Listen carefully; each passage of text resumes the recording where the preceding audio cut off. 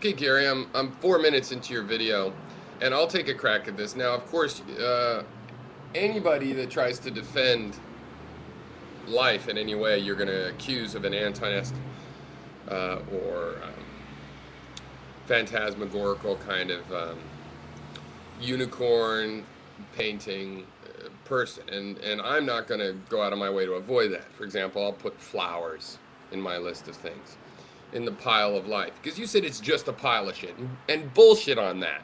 It is not just a pile of shit.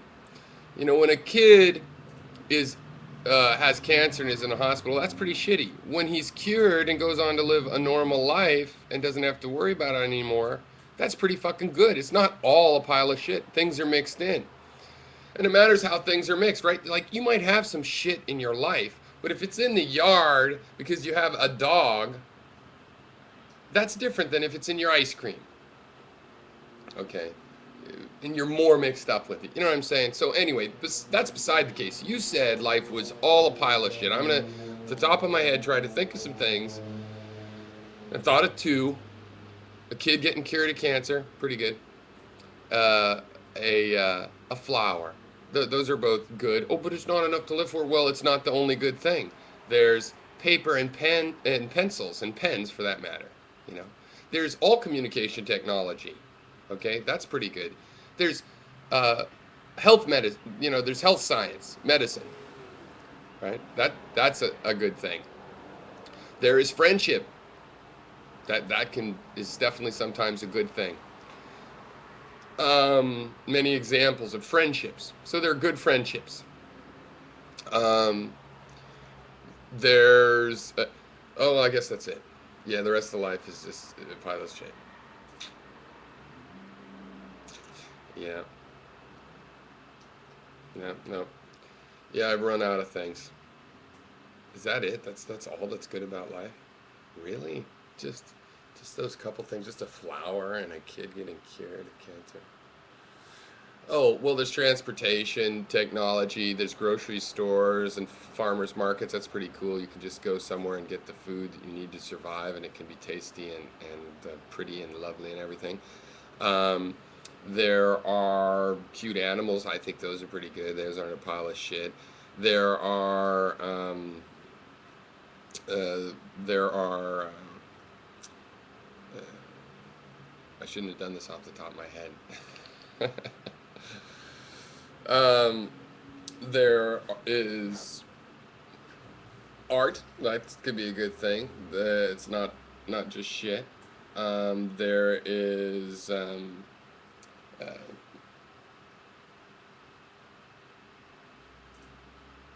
I mean, I'm not saying this all goes to a positive game, right? Where it ends up being that there's more good than bad. But I think good and bad, because of the role the human psyche plays in it, we interpret things as good and bad. For example, you can have a really bad experience. You know, maybe you're abused as a child. Then you become an activist, write a book, become famous and wealthy, and get over your hang up and marry a wonderful person, and you know you could turn that experience into something positive for you. Now you're still an activist against the situation or the condition.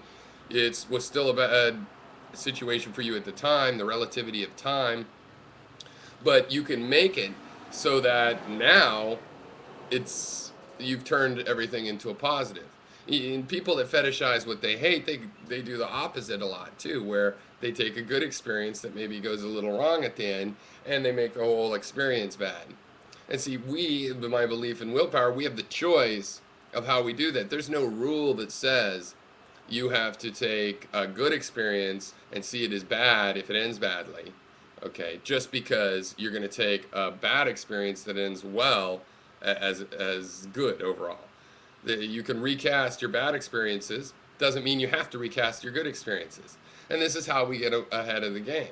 So I don't think it has to add up to zero for a willful creature, because you can experience these things, you know, these sunsets and granite peaks and jungles and forests and animals at play and sex and experiences of love, and you know you can take all of those things and you can amplify them you know, because it's a virtual quality. It's not like the pleasure is exactly in the experience. It's in partly how you take the experience, even over time what you do later with the experience. And since we can learn, we have the opportunity to change the effect that our past has on us. We can have a bad experience and for a while be a bad person because of the impulses it led us to.